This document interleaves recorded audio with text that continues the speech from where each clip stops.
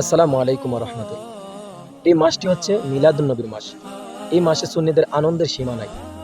আর তাদের সেই মুল্লাদের শরীরের মধ্যে আগুন জ্বলে যায় যারা আবু জাহেলের অনুসারী। তো তুমি মৌলবী মিলাদুন নবী পালন না করলে কি হয়েছে?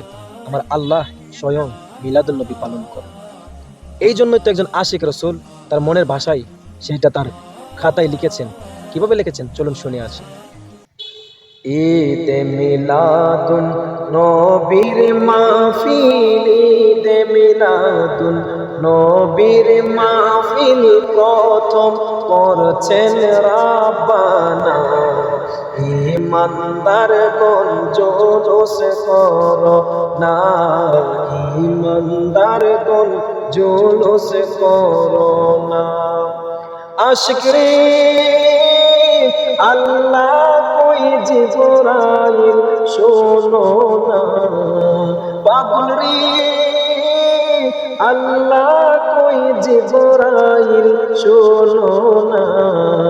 তুমি আসমান সাজাও জমিন সাজাও, আসমান সাজাও জমিন সাজাও, সাজাও বেহেশত খানা। ইমানদার গণ জোলস করো না, ইমানদার গণ জোলস করো না।